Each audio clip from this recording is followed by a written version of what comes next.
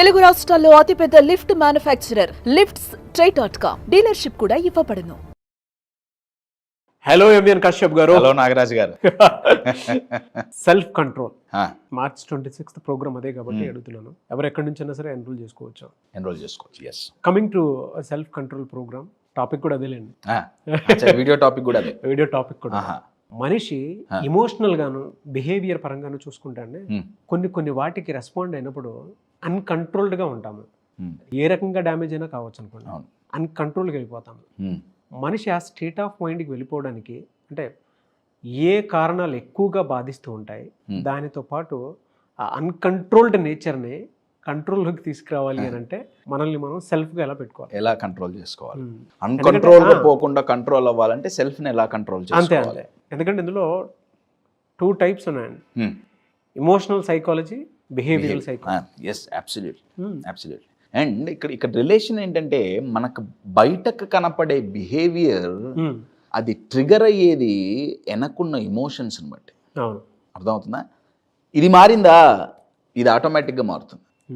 ఇమోషన్స్ని manage చేయటం వస్తే behaviour మారటం అనేది బై ప్రోడక్ట్ అండి. బిహేవియర్ మారటం అనేది బై ప్రోడక్ట్. ఏమన్నా ఇన్ఫెక్షన్ వస్తే, వైరల్ ఇన్ఫెక్షన్ వస్తే, జ్వరం వచ్చింది, ఇన్ఫెక్షన్ పోయిందా, జ్వరం ఆటోమేటిక్ పోతుంది. జ్వరం కోసం సెపరేట్ ట్రీట్మెంట్ అక్కర్లా. అవును, యువర్ గెటింగ్ ఇట్. ఈ బిహేవియర్ మారాలి అంటే ఈ ఇమోషన్స్ని కరెక్ట్గా మేనేజ్ చేయటం రావాలి. దాన్నే సెల్ఫ్ కంట్రోల్ అంటున్నాం. ఎక్కడ శృతి తప్పుతుంది, మీరు అన్నారే అన్కంట్రోల్ అయిపోతుంది అంటే శృతి తప్పింది ఎక్కడో, బోర్డర్లు క్రాస్ అయినాయి, లిమిట్లు క్రాస్ అయినాయి. Your getting it. ఎక్కడ ఎప్పుడు అవుతుంది? యూజువల్గా ఇటువంటివి జరిగినప్పుడు యూజువల్గా మనం అనే మాట ఏంటంటే ఐ ఫీల్ బ్రోకెన్, నా మనసు బ్రేక్ అయింది అని చెప్తుంటాం. సెల్ఫ్ కంట్రోల్ అక్కడ తప్పుతుంది. నవ్వు ఈ పదం ఒకసారి చూడండి, BROKE, బ్రోక్. ఇది 3 రకాలుగా అవుతామండి, 3 రీజన్స్ ద్వారా అవుతాం. బి తీసుకోండి ఫస్ట్. బి ఏంటంటే ఫీలింగ్ ఆఫ్ బిట్రేడ్ అంటే మోసపోయాం అనే ఫీలింగ్ అండి. బిట్రేయల్ అంటే మోసం చేయటం. ఎప్పుడైతే మన మైండ్లో ఆ ఫీలింగ్ వస్తుందో, అబ్బా నేను మోసపోయానే, ఫలానా వ్యక్తి నన్ను మోసం చేశాడు, లేదా నేను మోసపోయా, అది రిలేషన్షిప్లో కావచ్చు, లేదా ఒక బిజినెస్లో కావచ్చు, ఒక ఫ్రెండ్షిప్లో కావచ్చు, అబ్బా మోసపోయాం, బ్రోక్ అవుతాం. BROKE, betrayal. నా ఈ మోసపోయామన్న ఫీలింగ్ రాగానే నెక్స్ట్ మనం ఏం స్టార్ట్ చేస్తామంటే బ్లేమింగ్ స్టార్ట్ చేస్తాం. ఒకటి అవతల వాళ్ళని, యువర్ గెటింగ్ ఇట్. రెండోది చాలా డేంజరస్, మనల్ని మనం బ్రేక్ చేసుకుంటాం, బ్లేమ్ చేసుకుంటాం. మనల్ని మనం బ్లేమ్ చేసుకోవటం ద్వారా మనల్ని మనం బ్రేక్ చేసుకుంటున్నాం. ఎలా బ్లేమ్ చేసుకుంటున్నాం? ఎన్నిసార్లు చెప్పినా ఇంతే, మళ్ళీ మోసపోయాం, జాగ్రత్తగా ఉంటే బాగుండేది కదా, మళ్ళీ యువర్ గెటింగ్ ఇట్. మోసపోయాం. నా ఈదర్ బిట్రేయల్ అనే ఫీలింగ్లో మునిగిపోతున్నాం, లేదా బ్లేమ్ గేమ్లో పడి మనల్ని మనం హర్ట్ చేసుకుంటున్నాం. ఇక్కడ సెల్ఫ్ కంట్రోల్ తప్పుతుంది. ఎప్పుడైతే మనం మోసపోయాం అన్న ఫీలింగ్ వస్తుందో, యువర్ గెటింగ్ ఇట్. BROKE కదా బ్రోక్ అంటే. Be feeling of betrayal. ఇది జరిగినప్పుడు ఏం చేస్తుందంటే R మొదలవుతుంది. R ఏంటంటే రిగ్రెటింగ్. ఇది జరగకుండా ఉంటే బాగుండేది, నా లైఫ్లో నా పాస్ట్లో ఇది జరగకుండా ఉంటే బాగుండేది, రిగ్రెట్. మళ్ళీ రిగ్రెట్, అబ్బా ఇది జరగకుండా ఉంటే బాగుండేది, ఇది జరిగితే బాగుండేదేమో, అబ్బా ఇది కొంచెం.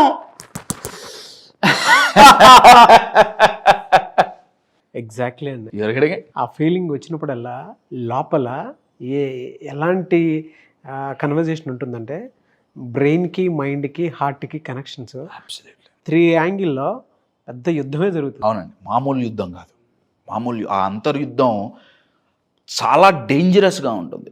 అయితే అక్కడ అరుపులు, కొట్టుకోటాలు ఏముండవు, అంతా సైలెన్స్తో కూడిన వైలెన్స్. అది అనుకుంటుంటా షుగర్ పేషెంట్ లాగా ఏంట్రా అనుకుంటుంటా, చూసి కూడా ఎలా ఉంటుంది. కానీ లోపల మాత్రం రిగ్రెట్ చాలా డేంజరస్. రిగ్రెట్ మనిషిని చంపేస్తుంది. I will give you an example. Negative example నేను ఇస్తున్నాను, బట్ రిగ్రెట్తో ఒకసారి ఆలోచించండి. రిగ్రెట్ అనేది సిగరెట్ లాంటిదండి. నేను స్మోక్ చేస్తున్నా, పొగ బయటికి పోతుంది కదా, కానీ లోపల డిపాజిట్ అయి చంపేస్తుందా లేదా? ఎస్. నేను రిగ్రెట్ అబ్బా నా పాస్ట్ ఇట్లా అవ్వకుండా ఉంటే బాగుండేది, లేదా ఇట్లా అయ్యి ఉంటే బాగుండేది, ఇది జరగకుండా ఉంటే బాగుండు, లేదా ఇది జరుగుంటే బాగుండు, ఇది జరగకుండా ఉంటే బాగుండు, లేదా ఇది జరుగుంటే బాగుండు. నా ఈ థాట్ ప్యాటర్న్లో మైండ్ అంతా పొల్యూట్ అయిపోతుంది. స్మోక్తో లంగ్ పొల్యూట్ అయిపోయినట్టు. You are getting my point? Creates lot of impact and definitely future అండి. Yeah definite, of course future పోయినట్టే. ఎందుకంటే నేను పాస్ట్లో బతుకుతున్నా. నేను ఆల్రెడీ పాస్ట్లో బతుకుతున్నప్పుడు ఫ్యూచర్ ఎక్కడ బాగుంటుంది?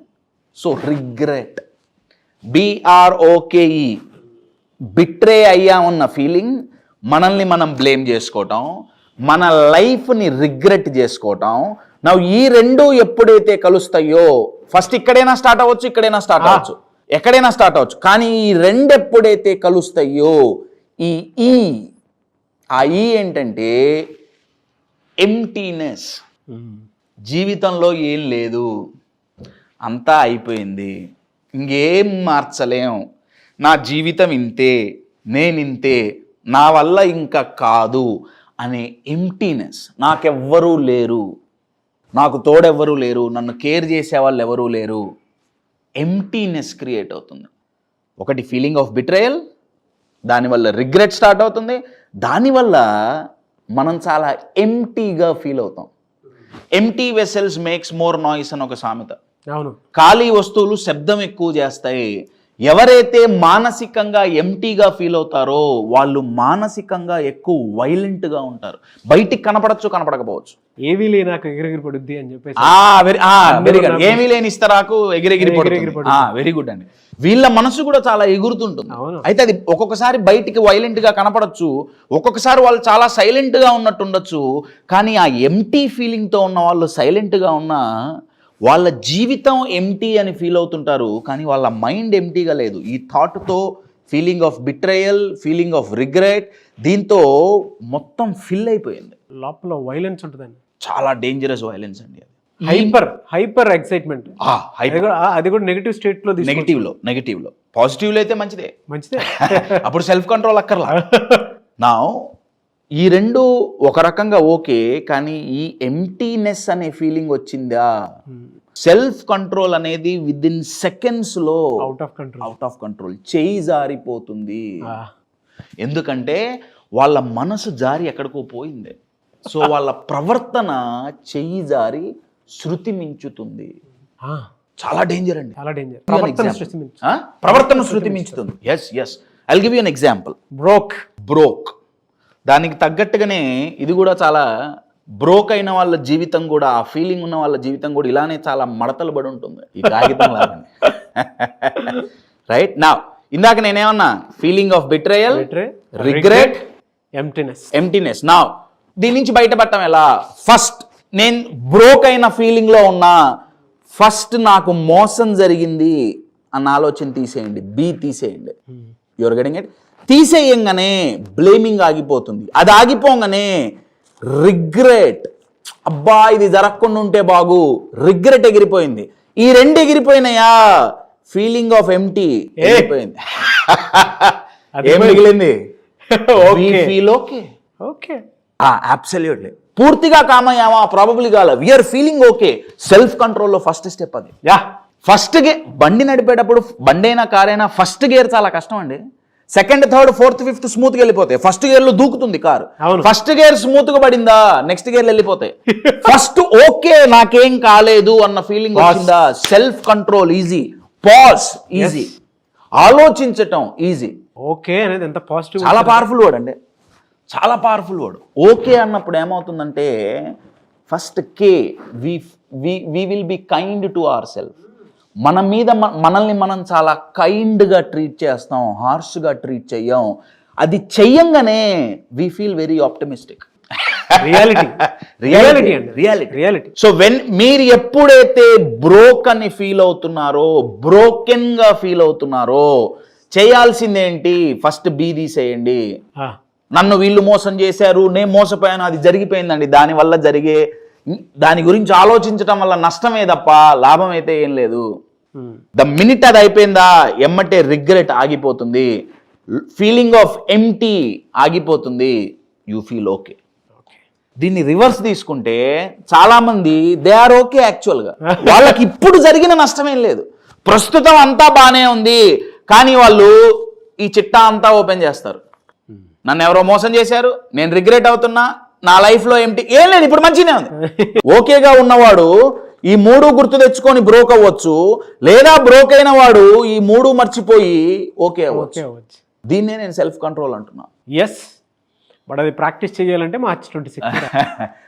ఎలా అనేది ఈ వీడియోలో ఒక సింపుల్ సొల్యూషన్ చెప్తా. సొల్యూషన్ ఏంటంటే దీన్ని మెటాఫరికల్ రిప్రజెంటేషన్స్ అంటారు హిప్నోసిస్లో. మెటాఫరికల్ రిప్రజెంటేషన్ అంటే మన ప్రతి ఇమోషన్స్ని, మన ప్రతి ఫీలింగ్ని మనం మన మైండ్లో తెలియకుండా ఒక దాంతో పోల్చుకుంటాం.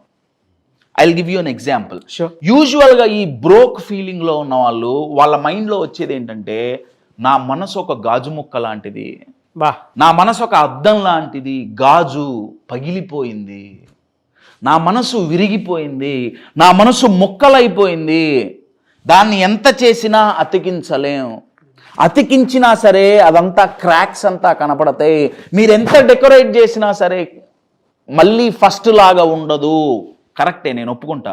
కానీ నేనేమంటున్నా అంటే ఆ ఎగ్జాంపుల్ని మార్చండి. ఇక్కడ మెటాఫర్ ఏంటి? అర్థం. గ్లాస్, నా మనసు గ్లాసు, నా మనసు గాజు ముక్క లాంటిది. ఎవరు చెప్పాడు గాజు ముక్కని? మార్చేయండి. మన మనసు గాజు ముక్క లాంటిది కాదు, మన మనసు వాటర్ లాంటిది. వాటర్ యొక్క గొప్పతనం ఏ వెజల్లో పోస్తే ఆ షేప్ తీసుకుంటుందండి. బాటిల్లో పోసారు బాటిల్ షేప్, రౌండ్ దాంట్లో పోసారు round shape. My dear friends, మన మనసుని ఏ గిన్నెలో పోస్తే ఆ షేప్ తీసుకుంటుంది. మనం ఏ గిన్నెలో పోస్తున్నాం? పాజిటివ్లోనా నెగిటివ్లోనా? పాజిటివ్లో పోసామా షేప్ తీసేసుకుంటుంది, నెగిటివ్లో పోసామా ఆ షేప్ తీసేసుకుంటుంది. మన మనసు గాజు ముక్క కాదు. ఎందుకు ఇది మార్చాలి? కశ్యప్ ఇది మారిస్తే ఏం జరుగుతుంది? My dear friends, whole meaning మారుతుంది. నా మనసు గాజు ముక్క, ఇరిగిపోయింది, అతికించడం కుదరదు, ఇరిగిపోయింది, అతికించడం కుదరదు, గాజు ముక్క తీసేయండి. నా మనసు వాటర్, నేను దేంట్లో పోస్తే అలా మారుతుంది. థాట్ ప్యాటర్న్ ని ఇమిడియట్లీ చేంజ్ చేస్తారు. అబ్సల్యూట్లీ.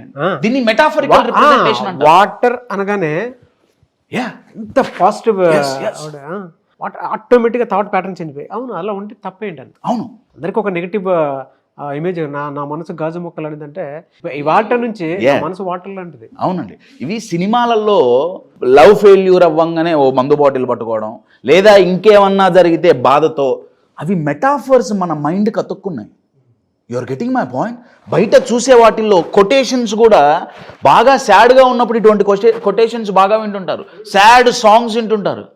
No need. జీవితం అంతా పాడైపోయింది, నా మనసు విరిగిపోయింది, విరిగింది, కశ్యప్ నువ్వు అతికించగలుగుతావా? అసలు అది గాజు ముక్క అయితే కదా విరిగిపోవడానికి. ఏది నీళ్ళని ఇరగొట్టండి, నీళ్ళని ఇరగొట్టండి, కుదురుతుందా? నీళ్ళని షేప్ మార్చగల కశ్యప్. మరి బాగా వేడి ఉంటే నీళ్ళు ఎవాపరేట్ అవుతాయి కదా, స్టీమ్ అవుతుంది కదా, స్టీమ్తో స్టీమ్ ఇంజిన్ ని ముందుకు తీసుకోపోవచ్చు. ఫామ్ లో ఉన్నారు. వాటర్ కదండి, ఫ్లో అవుతుంది, తెలుస్తుంది. మై డియర్ ఫ్రెండ్స్, ఈ మెటాఫరికల్ రిప్రజెంటేషన్ గనక మార్చగలిగామా, self control is like this. చిటికేయటం ఎంత ఈజీయో సెల్ఫ్ కంట్రోల్ అంతే ఈజీ. ఎంత ఫాస్ట్గా సెల్ఫ్ని కంట్రోల్ చేసి రెగ్యులేట్ చేయొచ్చు అంటే నా ఆన్సర్ ఇంతే ఫాస్ట్గా. ఇప్పుడు దీన్ని ప్రాక్టీస్ చేయాలి అని అంటే March 26 వన్ డే ప్రోగ్రామ్ ఉంది కాబట్టి ఎవరు ఎక్కడి నుంచైనా ఎన్రోల్ చేసుకోవచ్చా? ఎలా ఉంటుంది? March 26 నేర్పించేవన్నీ ఇట్లాంటివి అండి. అదేదో మోటివేషన్, ఇన్స్పిరేషన్, ఏవో 2 స్టోరీలు చెప్పి పంపించేది కాదు.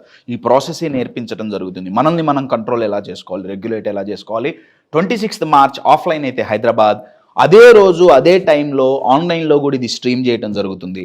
మీరు ఆన్లైన్లో అయినా ఎన్రోల్ చేసుకోవచ్చు, ఆఫ్లైన్లో అయినా ఎన్రోల్ చేసుకోవచ్చు. థ్యాంక్ యూ అన్న, thank you so much MB and Kashyap గారు. Thank you and wish you all the best. Thank you.